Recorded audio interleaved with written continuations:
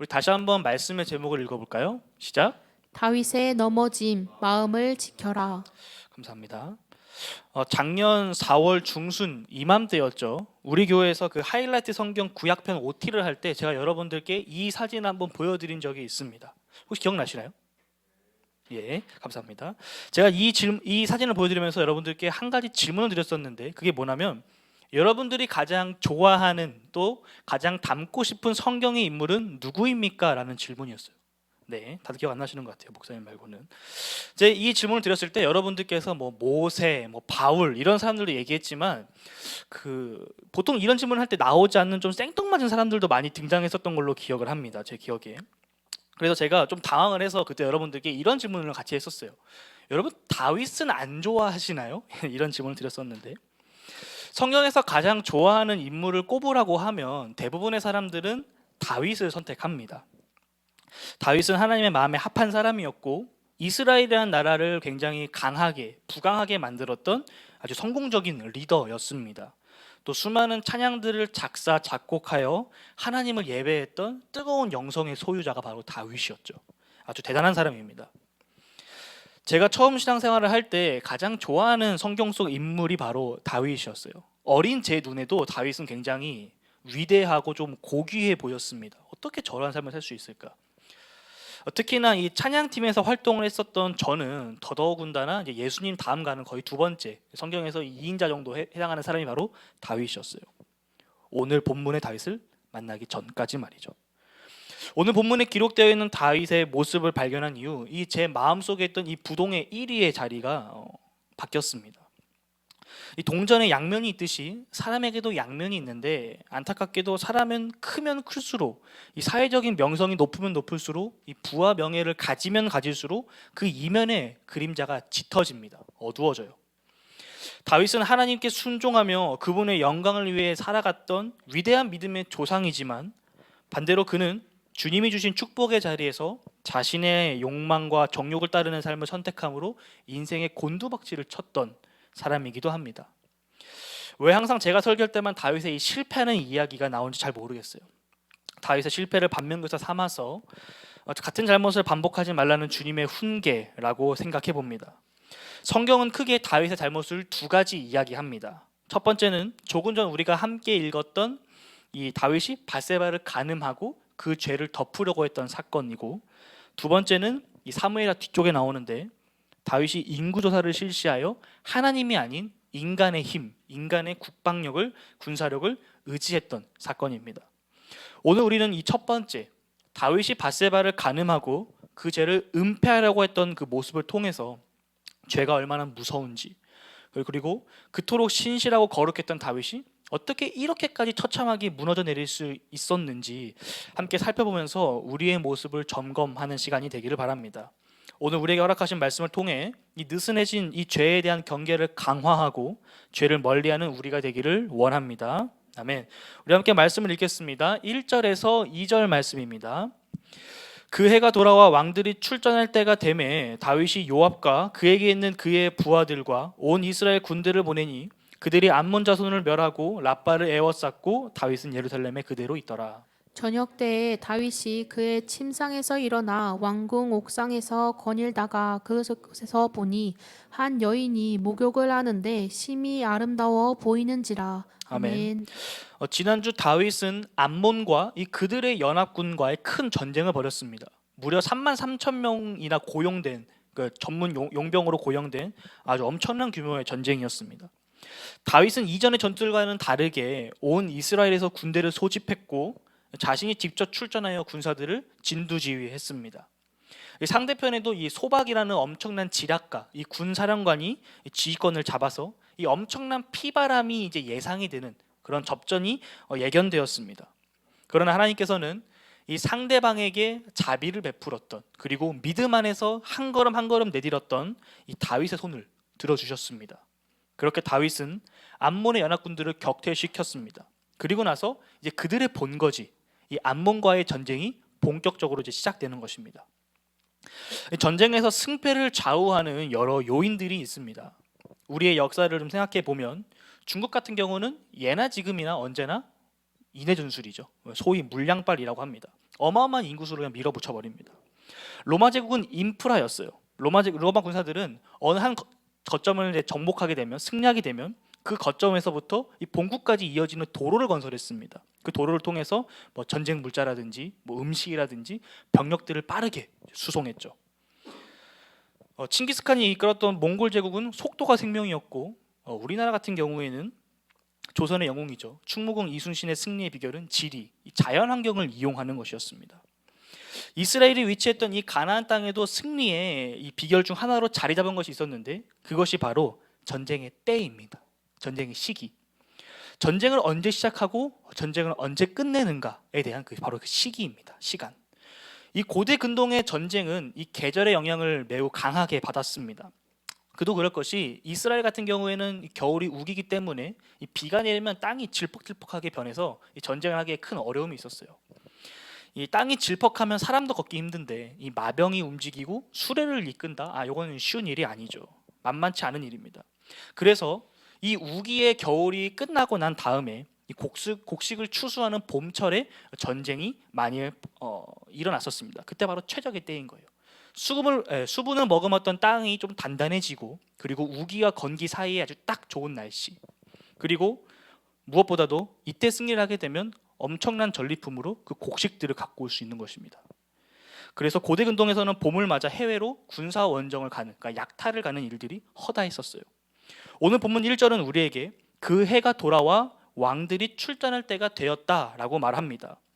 바로 겨울로 인해서 일시 중지되었던 암몬과의 싸움을 이제 마무리할 때가 되었다라는 것입니다.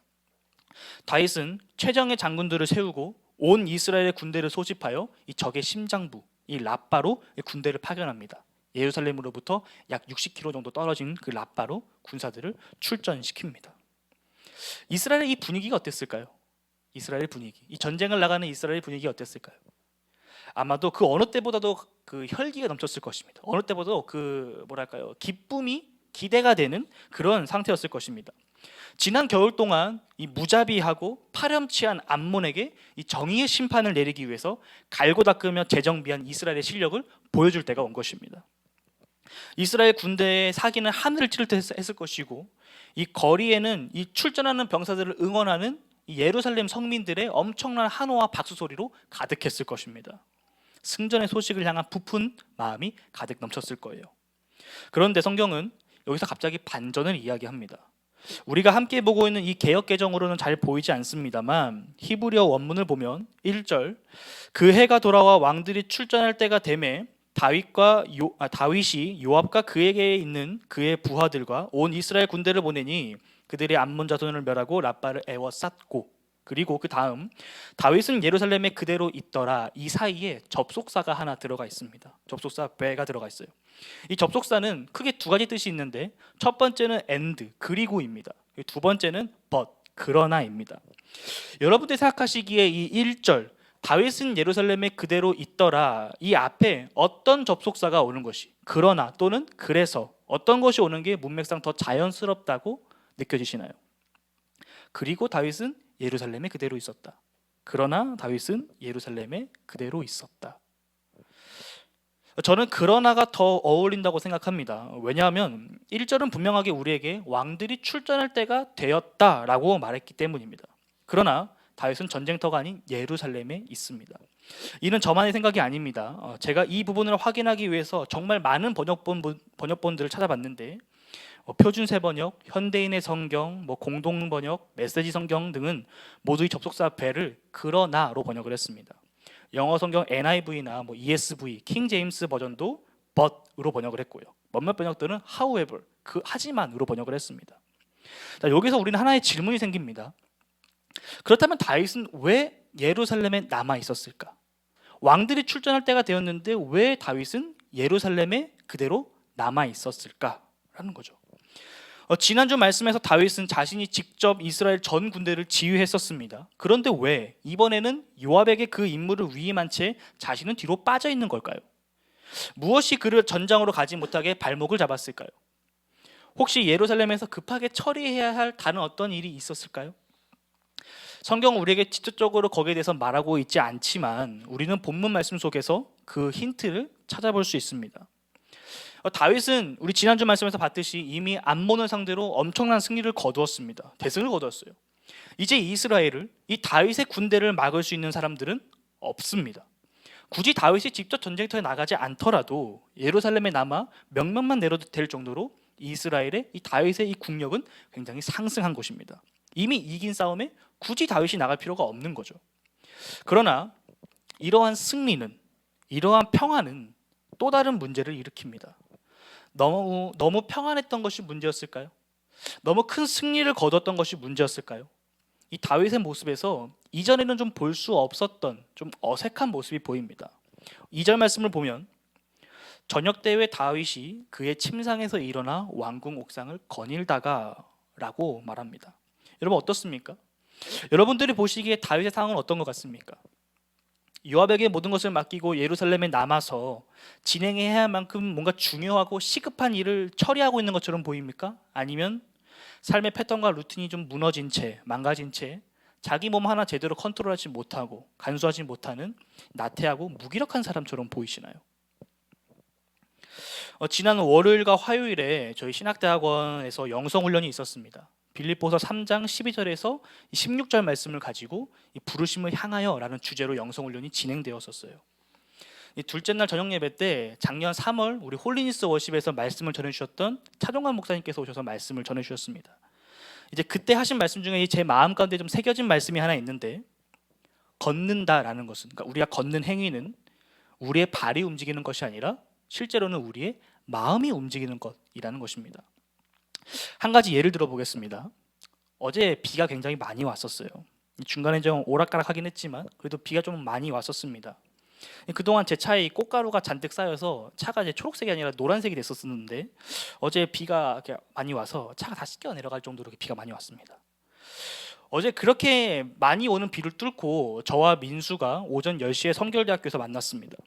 저희가 만나서 뭘 했을까요? 오전 10시에 오늘 있을 홀리니스 워십에 필요한 장비를 빌리고 옮기는 일을 했었습니다. 제가 허리가 안 좋다 보니까 거의 대부분의 짐을 민수가 이렇게 옮겨줬어요. 그 학교 6층에서부터 2층까지 민수가 고생을 많이 해줬습니다. 이 학교 건물에서 짐을 빼내어 이 차에 짐을 실어야 되는데 비가 얼마나 많이 오던지, 저는 안쪽에 비 안 맞는 곳에 있었는데 민수는 비를 맞으면서 구른 날씨에도 굴하지 않고 짐을 옮겼습니다. 설령 자기 자신은 젖을지라도 그 짐은 보호해야 되겠다라고 해서 허리를 숙여서 이렇게 짐을 옮기더라고요. 그렇게 학교에서 홀리니스 장소까지 짐을 옮겼습니다. 민수의 헌신이 참 고맙고 대견했었어요. 어제의 그 민수의 헌신 한번 생각해 봅시다. 이 민수의 팔다리가 열심히 일을 했습니다. 일을 했는데 아침에 일어나서 이 침대를 박차고 일어나 이 졸린 눈을 비비면서 가기 싫다 했을진 몰라도 어찌됐건 민수는 학교로 발걸음을 옮겼고 학교에 와서 그 짐을 옮겼습니다. 그렇게 1시간 정도 아주 빡세게 일을 하고 다시 민수는 학교로 갔습니다. 짐을 두고 왔기 때문이죠. 여하튼 이 모든 과정에서 민수가 이 걷고 행동했던 이 모든 것은 사실은 이 민수의 이 팔다리가 아니라 민수의 마음이 움직였기 때문입니다. 민수의 마음에서부터 시작된 움직임이었어요. 민수의 마음이 이 홀리니스 워십에 대해 맞춰져 있었기 때문에 그 예배 때에 하나님께서 허락하실 은혜와 자기 자신이 그 예배에서 맡고 있는 역할과 임무가 있었기 때문에 민수의 마음이 움직였던 것입니다. 그렇기 때문에 민수는 어제 홀리니스 워십을 준비한다라는 선택을 할 수 있었던 거예요. 다시 본문으로 돌아와서 다윗을 살펴봅시다. 지금 다윗의 상태가 어떻습니까?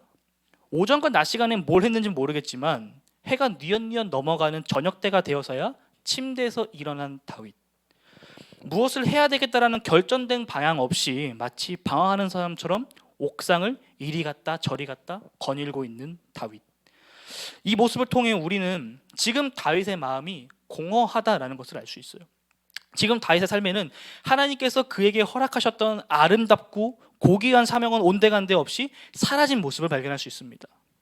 하나님께서 주신 사명을 잃어버린 채 그 자리가, 그 사명이 들었어야 할 그 자리에 큰 공간이 생겨버린 다윗의 모습을 발견합니다. 혹시 여러분 마음 가운데 공허함이 있으신 분 계십니까? 지금 내가 어디로 나아가야 할지 모르겠고 내가 무엇을 해야 될지 모르겠는 분 계십니까? 어쩌면 하나님께서 여러분들에게 허락하셨던 사명, 그 부르심을 여러분들이 놓치고 있는 것일 수도 있습니다. 하나님께서는 다윗을 예배자로 세우셨습니다. 그런데 오늘 본문 그 어디서도 다윗이 하나님 앞에 나아가 하나님의 뜻을 묻는 모습이 등장하지 않습니다. 다윗은 항상 최선을 다해서 하나님을 찬양했던 다윗의 모습이 오늘 본문 그 어디서도 등장하지 않습니다. 다윗은 하나님께서 그에게 주셨던 그 왕이라는 정체성을 상실한 채 지금 자신이 어디에 있어야 하는지, 지금 자신이 무엇을 해야 하는지 완전히 잃어버렸습니다. 다윗은 자신의 삶과 인생을 비추고 인도했던 밝게 빛나는 하나님의 말씀과 은혜를 잃어버린 채 점점 어두워져 가는 무기력한 영적인 저녁, 영적인 밤을 맞이하고 있습니다. 그렇다면 도대체 무엇이 다윗을 이렇게 만들었을까요? 도대체 무엇이 이토록 다윗을 끌어내렸을까요? 이러한 배경과 질문을 머릿속에 넣고 그 다음을 살펴봅시다. 2절에서 4절 말씀입니다. 저녁 때에 다윗이 그의 침상에서 일어나 왕궁 옥상을 거닐다가 그곳에서 보니 한 여인이 목욕을 하는데 심히 아름다워 보이는지라. 다윗이 사람을 보내 그 여인을 알아보게 하였더니 그가 아뢰되 그는 엘리암의 딸이요 햇사람 우리아의 아내 밧세바가 아니니까 하니. 다윗이 전령을 보내어 그 여자를 자기에게로 데려오게 하고 그 여자가 그 부정함을 깨끗하게 하였으므로 더불어 동침하매 그 여자가 자기 집으로 돌아가니라. 아멘. 사명을 잃어버린 채 이 영적인 눈이 어두워진 다윗의 눈에 한 가지가 들어옵니다. 어느 한 여인이 보이는 거예요. 왕궁 옥상을 거닐면서 이 석양을 즐기던 다윗의 눈에 웬 목욕을 하고 있는 여인이 보입니다. 그 여인을 바라본 순간 다윗은 마음을 빼앗겨 버립니다. 공허했던 다윗의 마음에 그 여인이 들어왔어요. 평상시 우리가 알던 다윗이라면 이 상황에서 어떤 모습을 보였을까요? 지난주까지 살펴봤던 다윗의 모습 한번 기억해 보십시오. 하나님과 동행하며 이 믿음으로 한 걸음 한 걸음씩 내딛던 다윗이 만약 오늘 본문의 상황처럼 이 목욕하는 여인을 발견하게 된다면 그는 아마 즉시 고개를 돌렸을 것입니다. 아마 즉시 그 자리를 피했을 거예요. 아유 이건 보면 안 되지. 빨리 잊어야지. 아마 이랬을 것입니다. 마치 요셉이 보디발의 아내의 성적인 요구를 뿌리치고 달아났던 것처럼 다윗도 그의 경건을 지키기 위해 그의 가족과의 사랑과 의리를 지키기 위해 그 자리를 피했을 것입니다.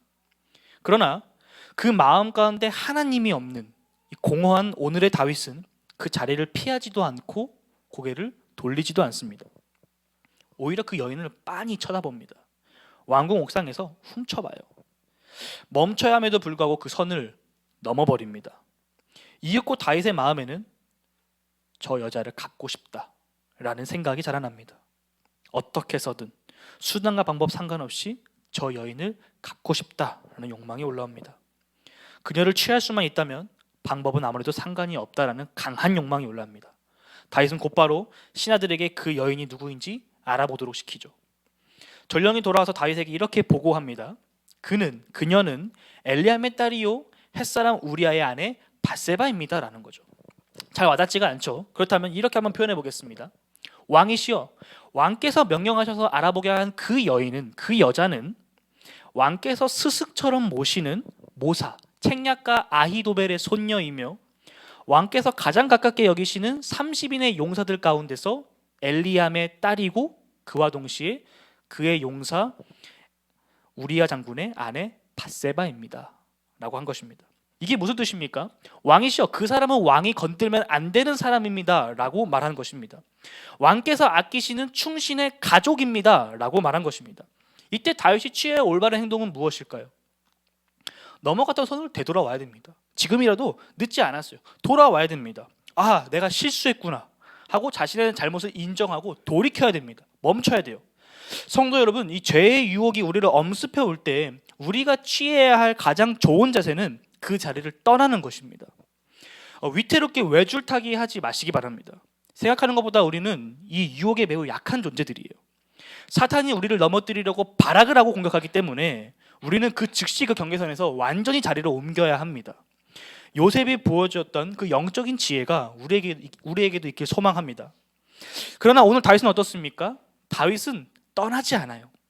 다윗은 그 여인이 밧세바라는 사실, 제 아무리 자기가 이 한 나라의 최고 결정권을 가진 존재, 왕임에도 불구하고 넘지 말아야 할 선임을 깨달았음에도 불구하고 그는 한 걸음 더 나아갑니다. 오히려 다윗은 다시 한 번 더 신하를 시켜서 그 여인을 자신의 왕궁으로 데려오게 해요. 그렇게 다윗은 밧세바를 범했습니다. 아까의 질문, 도대체 왜 다윗은 이렇게까지 무너졌을까? 도대체 무엇이 다윗을 이렇게 만들었을까? 이 성경에 드러나 있는 표면적인 이유는 바로 권력입니다. 권력. 다윗의 나라는 부강해졌습니다. 굳이 자기 자신이 직접 군대를 이끌고 나가 진두지 않아도 될 정도로 성장했어요. 요압과 같이 믿고 맡길 만한 뛰어난 장군들도 생겼고, 이 대규모 전쟁에 대한 몇 번의 경험도 쌓여서 이제 노하우도 생겼습니다. 이제는 다윗은 왕궁에 거하면서 명령만 내려도 될 정도로 성장했어요. 자리가 사람을 만든다고 어느덧 다윗은 자기가 스스로 하지 않고 그저 용상에 앉아서 명령만 하는 것에 익숙해져 버렸습니다.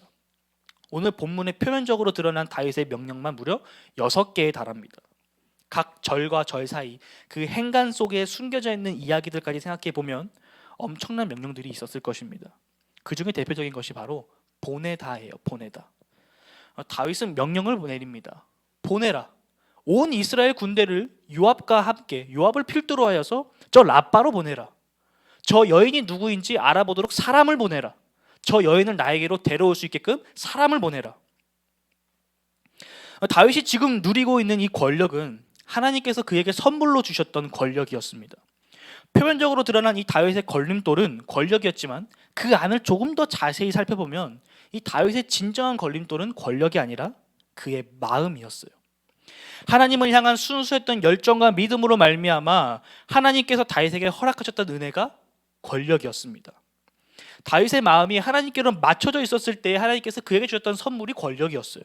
그런데 다윗의 마음에서 이 하나님이 사라진 지금 하나님께서 주셨던 그 권력은 엉뚱한 곳에서 사용되고 있습니다. 이전의 다윗은, 다시 말해서 다윗의 마음이 하나님께로 맞춰져 있었을 때의 그 다윗의 권력은 이스라엘 백성들을 원수들의 손으로부터 보호하고 하나님의 뜻을 드러내는 거룩한 통로로, 도구로 사용되었습니다.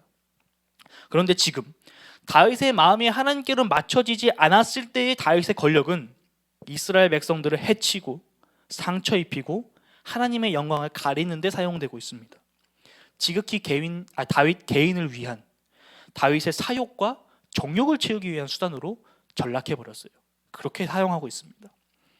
하나님께서 우리에게 매우 다양한 선물들을 주십니다. 누군가에게는 재능이 될 수도 있고 명예가 될 수도 있고 돈이 될 수도 있습니다. 그러나 하나님께서 우리에게 주신 것 때문에 우리가 죄를 짓게 될 수도 있어요. 여기서 오해하지 말아야 될 것이, 하나님께서 우리에게 죄를 짓게 하시려고 선물을 허락하시는 것이 아닙니다. 우리가 누군가에게 선물을 줄 때 그 사람에게 고마워서, 또 감사해서, 축하해주고 싶어서, 응원해주고 싶어서 선물을 주지, 이 선물을 통해서 그 사람이 걸려 넘어지게 하려고 선물을 주지는 않잖아요. 마찬가지입니다. 하나님께서도 우리를 사랑하시기 때문에 우리에게 필요한 그 선물을 허락하시는 겁니다. 그런데 문제는 그 선물을 받는, 그 선물을 이용하는 우리에게 있다는 것입니다. 예전에 제 생일에 어느 한 선물을 받았던 적이 있습니다. 저와 매우 가깝지는 않지만 돈독하고 건강한 관계에 있는 그 한 친구가 저에게 선물을 주었습니다.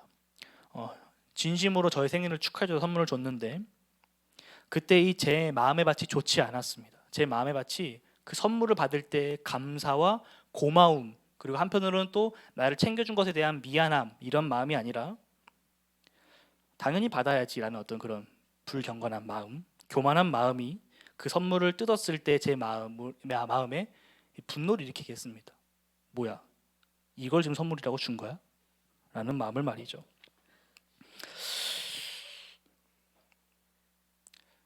그 친구를 향한 감사와 기쁜 마음보다 제 안에 제가 희망하고 욕망하는 것이 더 커서 도리어 순간적으로 그 친구에 대한 분노가 제 속에서 올라왔습니다. 되게 웃기죠. 조금 핀트를 벗어난 예화였습니다만, 다윗도 하나님께서 주신 선물을 대할 때 그의 마음이 하나님께로 맞춰지지 않았을 때 그는 그것을 자기 마음대로, 자기 만족을 위해서 사용합니다. 악용해요. 성경에 대표적인 사례가 있습니다. 바로 아담과 하와의 선악과 사건이에요.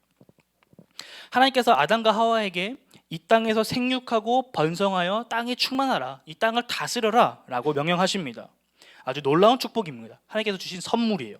그리고 하나님께서 한 가지의 선물을 더 주십니다. 그게 바로 선악과예요. 에이, 무슨 선악과가 선물입니까? 아니요, 선악과는 하나님의 선물입니다. 하나님께서 선악을 알게 하는 나무를 왜 동산 중앙에 만들었을까요? 하나님께서 이들이 이 선악과를 따먹을 것을 알았더라면, 하나님께서 만약에 이것이 정말 그들을 넘어뜨리게 하기 위한 것이었다면, 정말 하나님께서 그들에게 선물로 주신 것이라면 동산 구석에 만들어야죠. 근데 왜 동산 중앙에 하나님께서 이것을 만들었을까요? 하나님께서 아담과 하와에게 주셨던 그 선물, 이 땅에서 생육하고 번성하여 충만하고 땅을 다스리라고 하셨던 그 선물은 자칫 잘못하면 이 하나님과 이 인간, 아담과 하와의 그 경계를 모호하게 만들 위험성을 가지고 있습니다. 그래야 하나님께서는 그들을 보호하시고자 명확한 선, 기준을 제시해 주신 거예요. 하나님과 인간의 그 기준 말이죠. 그게 바로 선악과인 거예요. 아담과 하와는 선악과를 볼 때마다 하나님과 자신들의 그 위치를 상기했을 것입니다. 맞다. 내가 넘지 말아야 할 선이 있었지. 저건 내가 넘으면 안 되는 선이지. 하나님과 나의 관계를 다시 한번 조정했을 것입니다. 선악과는 그들에게 있어서 죄를 방지하는 경종, 울타리였던 거예요. 이것이 얼마나 귀하고 소중한 하나님의 선물입니까? 부모가 자식에게 맛있는 음식을 사주고 좋아하는 장난감만 사주는 것이 과연 선물일까요? 아니요. 그 아이를 사랑하는 마음에 다치지 않도록 보호하는 것이 훨씬 더 큰 사랑이고 선물입니다. 하나님께서 이 선물을 아담과 하와에게 허락하신 거예요.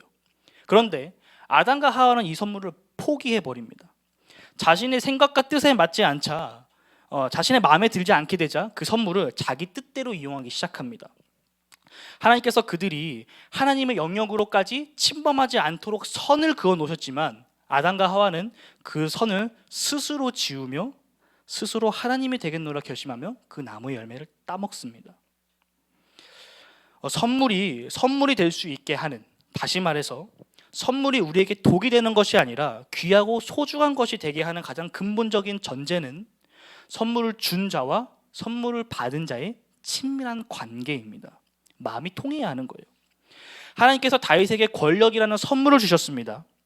다윗이 하나님과 친밀할 때 이 하나님의 선물은 이스라엘 백성들을 블레셋으로부터, 암몬으로부터 보호했어요. 그들의 생명을 지키고 이스라엘은 이 나라를 번성하고 부강하게 만들었습니다. 그렇게 다윗은 가장 높은 자리에 있었으나 가장 낮은 자리에서 백성들을 섬기는 그 역할로 그 권력을 사용해요. 그러나 다윗이 하나님과의 이 친밀한 관계를 상실했을 때 하나님의 선물은 다른 이의 것을 빼앗고 간음하고 다른 누군가를 자기 뜻대로 조정하는데 그 삶으로 사용합니다. 자신의 책임과 임무는 망각한 채 무기력하고 나태한 삶을 살게 만들어요. 그렇게 다윗은 가장 높은 자리에 스스로 올라가 백성들을 위해 군림하며 스스로를 보호조차 할 수 없는 가장 연약한 자들을 공격하고 그들의 가진 것을 빼앗는 자리에 앉습니다. 다윗의 범죄는 우발적이지 않았어요. 순간의 욕적은 우발적이었을지 몰라도 밧세바를 가늠하는 것은 우발적이지 않았습니다. 다윗의 이성이 결정한 치밀한 계획이었어요. 간혹 학자들은 밧세바가 목욕하고 있는 내용을 가지고서 그녀가 의도적으로 다윗에게 접근하기 위해 벌인 모략이었다, 그녀가 다윗에게 저항하지도 않았다라고 말하면서 다윗을 변호합니다. 또한 밧세바는 그저 아무런 힘도 없는 연약한 피해자일 뿐이다, 어찌 한 여인이 그 나라의 최고 권위자에게 저항할 수 있겠냐라고 말하기도 합니다. 그러나 성경은 밧세바가 왜 목욕을 했는지, 왜 그때 했는지, 어디서 했는지에 대해서 말하고 있지 않아요. 성경은 오히려 오직 다윗의 행동, 다윗의 죄에 집중하고 있습니다. 다윗은 알면서도 죄를 지었어요. 다윗은 멈추지 않았습니다. 다윗은 완전히 변해버렸어요. 더 이상 그는 하나님께 묻지 않습니다. 충성스러운 신하들의 조언도 듣지 않아요. 모든 눈과 귀를 닫고 그저 자신의 권력을 사익을 위해 적극적으로 활용합니다. 사울을 죽이는 것이 유익함에도 불구하고 죄가 될까 그러하지 않았던 다윗의 모습은 완전히 사라져버렸어요. 더 이상 우리가 알던 다윗이 아닙니다. 예수님의 동생 야고보는 우리에게 아주 좋은 가르침을 줬습니다. 야고보서 1장 15절에 이런 말씀이 있죠. 욕심이 잉태한 즉 죄를 낳고 죄가 장성한 즉 사망을 낳느니라. 우리 안에 이 꿈틀대는 욕심과 외부로부터의 이 유혹이 결합하여 이 죄를 낳기 전에 이 죄와 욕심의 자리에서 떠나야 합니다. 5분만 더 라는 그 욕심이 지각을 낳는 것처럼 즉시 욕심의 자리에서 일어나야 합니다. 여러분들의 마음을 지키시길 바랍니다. 잠언 4장 23절은 모든 지킬 만한 것들 중에 더욱 내 마음을 지키라 라고 우리에게 말씀합니다. 우리의 마음이 어디를 향하느냐에 따라서 우리의 마음에 무엇이 들어있느냐에 따라서 우리의 행동과 삶의 방향이 결정됩니다. 마음에 하나님을 두고 죄의 유혹을 멀리하시기를, 아주 멀리하시기를 주님의 이름으로 축복합니다.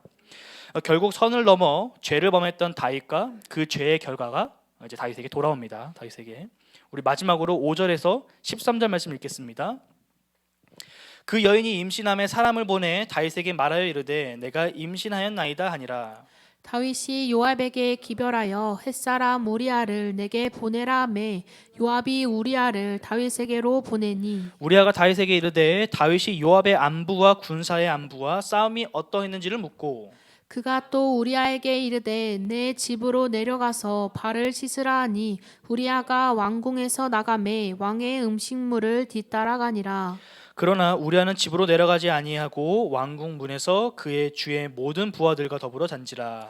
어떤 사람이 다윗에게 아뢰되 우리아가 그의 집으로 내려가지 아니하였나이다. 다윗이 우리아에게 이르되 네가 길 가다가 돌아온 것이 아니냐 어찌하여 내 집으로 내려가지 아니하였느냐 하니 우리아가 다윗에게 이르되 언약궤와 이스라엘과 유다가 야영 중에 있고 내 주 요압과 내 왕의 부하들이 바깥들에 진치고 있거늘 내가 어찌 내 집으로 가서 먹고 마시고 내 처와 함께 자리이까.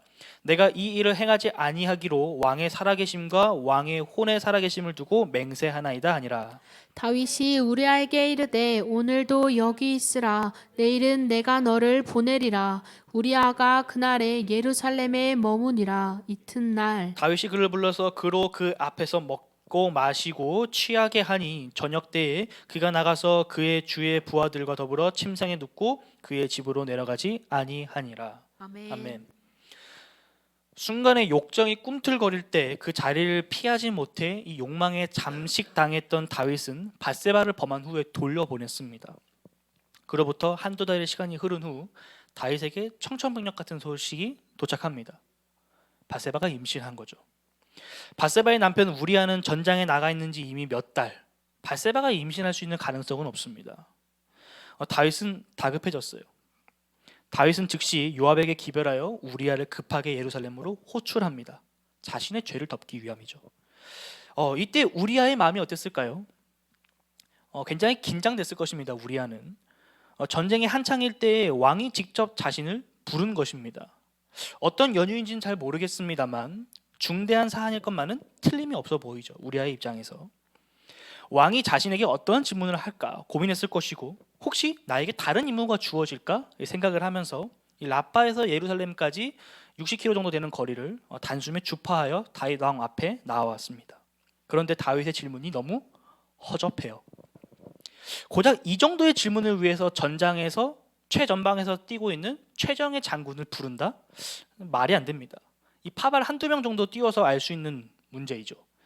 더군다나 다윗은 우리아에게 집으로 내려가서 발을 씻으라라고 말합니다. 이 발을 씻는다라는 것은 이 완곡한 은유적 표현인데 이 부부가 잠자리를 한다라는 뜻이에요.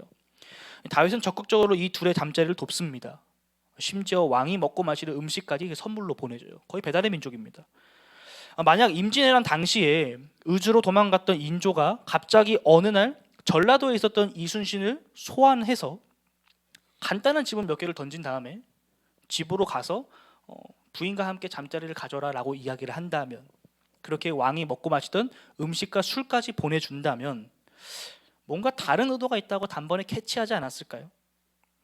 현재 상황이 뭔지는 몰라도 우리아는 석연치 않음을 분명 느꼈을 것입니다.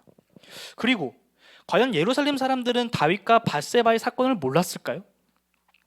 다윗이 밧세바를 알아볼 때 한 번, 밧세바를 데리고 올 때 한 번, 그리고 밧세바가 다윗에게 임신 소식을 알릴 때 한 번, 아무리 못해도 최소 3번 누군가 알지는 못하지만 제3자를 통해 이 둘의 관계가 전달되었습니다. 그리고 왕궁에서 다윗의 시중을 들고 있었던 인원들까지 생각해 보면 상당수의 인원이 이 둘의 관계를 알고 있었을 것이라고 우리는 생각해 볼 수 있어요. 그 사건으로부터 한두 달이 지난 이 시점에 예루살렘으로 갑자기 소환된 우리아에 대한 소식은 이들의 상상력에 커다란 기폭제가 되었을 것입니다. 우리아가 첫 번째 다윗의 명령에 불복하자 다윗은 정상적인 방법으로는 더 이상 설득이 불가능하다라고 판단했습니다. 그의 죄를 가리기 위해서. 그리하여 우리아에게 술을 진탕 먹여서 취하게 만든 다음에 집으로 돌려보내죠. 그러나 이 방법도 실패합니다. 다윗은 자신의 죄를 은폐시키는데 실패해요. 우리아가 다윗과 바세바 사이의 사건에 대해서 알았다면 얼만큼 알았는지 우리로서는 알 방법이 없지만 한 가지 확실한 것은 죄는 가린다고 가려지는 것이 아니라는 것입니다. 아담과 하와가 선악과를 따먹고 자신들이 벌거벗었음을 깨닫게 되었습니다. 그리하여 그들은 나뭇잎으로 치마를 만들어 엮고 하나님을 피해 숨었으나 숨겨지지 않았죠. 이 가인이 동생 아벨을 질투하여 그를 죽이고 모든 것을 은폐하였으나 그 죄는 하나님 앞에서 숨겨지지 않았습니다. 도리어 하나님께서 그 죄를 직접 들춰내셨어요. 오늘 본문 뒷이야기를 보게 되면 다윗은 결국 우리아를 죽임으로써 그의 죄를 은폐하려고 합니다. 그러나 이 또한 실패로 돌아가요. 하나님께서 직접 다윗에게 개입하시기 때문입니다. 하나님께서 나단 선지자를 통해서 다윗의 죄를 직접 들춰내세요. 한 번 거짓말을 하면 그 거짓말을 지키기 위해서, 그 거짓말을 유지하기 위해서 또 다른 거짓말을 더 많이 해야 합니다. 그러나 그 거짓말이 쌓이면 서로 그 거짓말에 충돌을 일으키고 결국 정성 들여 쌓은 그 거짓의 탑은 처참하게 무너져 버립니다. 거짓말은 반드시 수면 위로 드러나게 되어 있어요. 죄도 마찬가지입니다. 죄를 덮기 위해서는 더 큰 죄가 필요해요. 그러나 그 길은 결국 무너짐입니다. 원래의 형상을 찾아볼 수 없을 정도로 처참하게 무너져 버려요. 성도 여러분, 죄를 죄로 덮지 말고 오직 예수 그리스도의 보혈로 덮으시기 바랍니다. 빛 대신 주님 앞에 설 때 우리 안에 있는 어둠이 비로소 드러납니다. 우리 안에 있는 이 죄악이 드러날 때 부끄럽고 수치스럽고 아플지 몰라도 하루라도 더 빨리 한 죄라도 더 짓기 전에 이 땅에 빛으로 오신 그리스도께로 나아가시길 소망합니다. 요한일서 1장 9절은 우리에게 이렇게 말합니다. 새번역 성경으로 읽어드리면 우리가 우리 죄를 자백하면 하나님은 신실하시고 의로우신 분이셔서 우리의 죄를 용서하시고 모든 불의에서 우리를 깨끗하게 해주실 것입니다. 아멘. 말씀의 결론을 맺겠습니다. 오늘 이 사건을 분기점으로 그동안 상승곡선을 그리던 이 다윗의 인생은 하얀 길로 접어듭니다. 하나님께서 허락하셨던 놀라운 축복의 자리에서 그 선물을 주신 분을 망각했던 다윗, 그 실수가 오늘의 다윗을 만들었습니다. 여러분, 다윗은 어느 한순간에 무너져 버린 것이 아닙니다. 우리가 지금껏 봐왔던 다윗의 인생을 거슬러 올라가 보면 그의 인생에는 여러 굴곡들이 있었음을 우리는 알 수 있어요. 다윗은 항상 신실하지만은 않았습니다. 다윗도 넘어질 때가 있었어요. 다윗도 죄를 지을 때가 있었습니다. 실수할 때가 있었어요. 그때마다 하나님께서 다윗을 찾아오셔서 조율해 주시고 조정해 주십니다. 그러나 이 작은 공 하나가, 작은 볼 하나가 그의 인생에서, 그의 삶 속에서 연속적으로 반복됨에 따라 이 엄청난 크기의 스노우볼이 되어버렸습니다.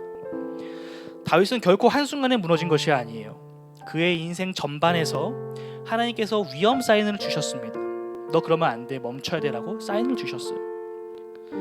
그러나 다윗은 스스로를 점검하지 않았습니다. 다윗은 그 고질적인 문제들을 고치지 않았어요.